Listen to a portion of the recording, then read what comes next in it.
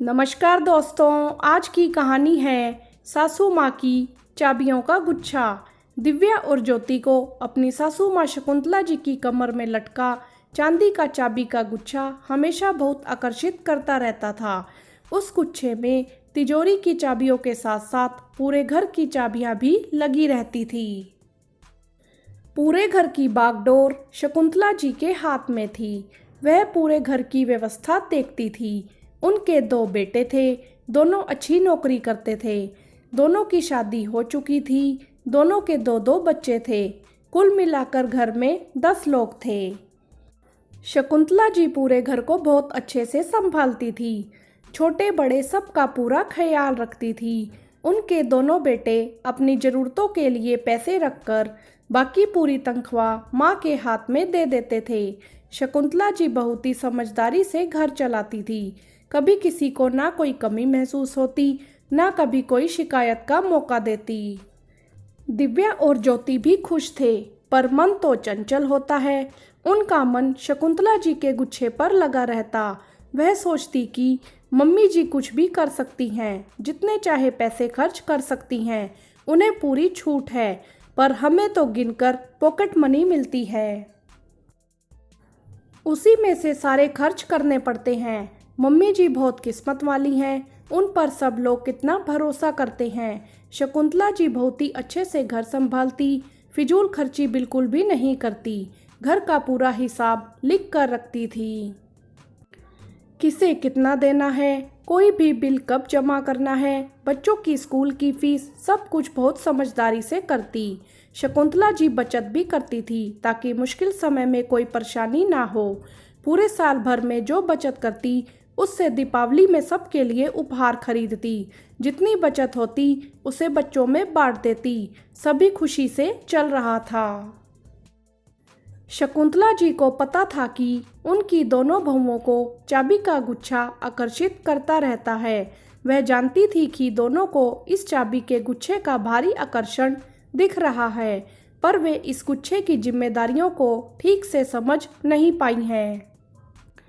वह जानती थी कि उनकी दोनों बहुएं बहुत अच्छी हैं। वे दोनों को जिम्मेदारी का एहसास कराना चाहती थी, क्योंकि उनके बाद आखिर दोनों को ही घर संभालना है। पर कैसे? तभी उन्हें कुछ दिनों बाद इसका मौका मिल ही गया।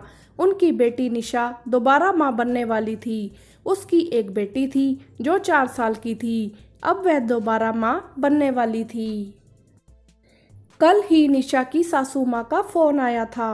वह बोल रही थी कि शकुंतला जी, आप कुछ दिनों के लिए यहाँ आ सकती हैं क्या, क्योंकि इस बार उन्हें सारे काम संभालने में परेशानी हो रही है। निशा कुछ कर नहीं सकती है और छोटी बच्ची भी साथ में है।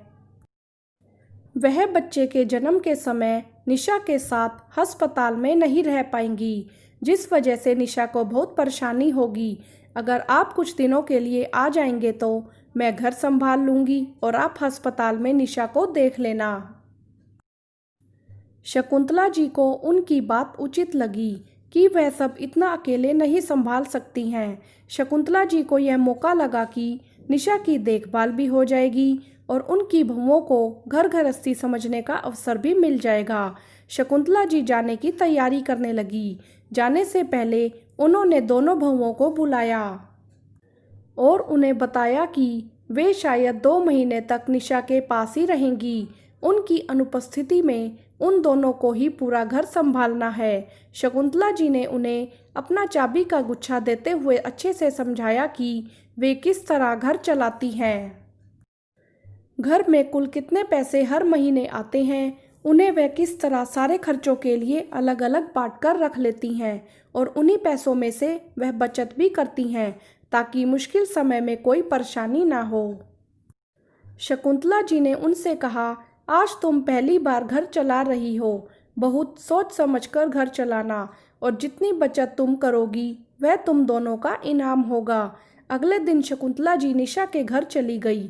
दिव्या और ज्योति बहुत खुश थी। 2 महीने के लिए ही सही, उन्हें चाबी का गुच्छा तो मिला, अब पूरे घर में उनका राज था। दोनों घर को अच्छे से चला रही थी, उन्हें कोई परेशानी नहीं हो रही थी। दिव्या और ज्योति पहली बार पूरे घर की जिम्मेदारी उठा रही थी।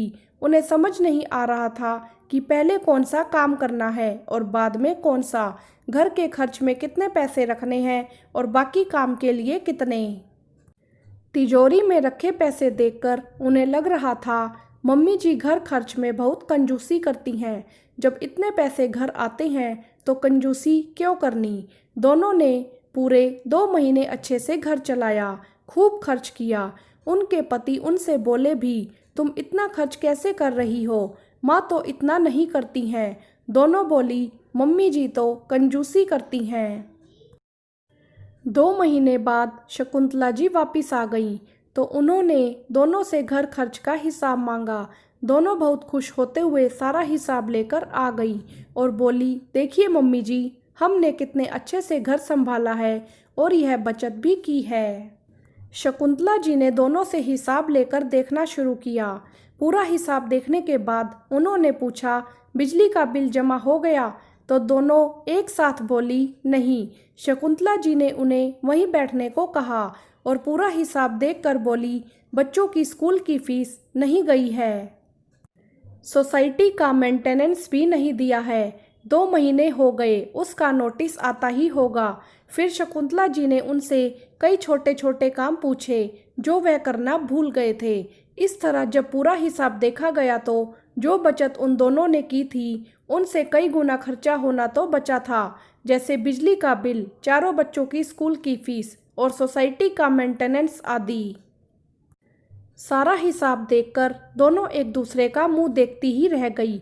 फिर एक साथ बोली, मम्मी जी यह लीजिए आपकी चाबी का गुच्छा, इसे संभालना हमारे बस की बात नहीं है, इसकी जिम्मेदारियां बहुत अधिक हैं, अभी हम इसके लिए तैयार नहीं हैं। अभी हमें आपसे बहुत कुछ सीखना है। उसके बाद दोनों चुपचाप रसोई में चली गई और सोचने लगी, जान बची तो लाखों पाए। इसीलिए कहते हैं बाहर से तो सब अच्छा लगता है, असलियत तब समझ में आती है जब उसकी सारी जिम्मेदारियां भी उठानी पड़ती हैं। हाँ तो दोस्तों, कहानी कैसी लगी आप हमें कमेंट्स करके ज़रूर बताएं।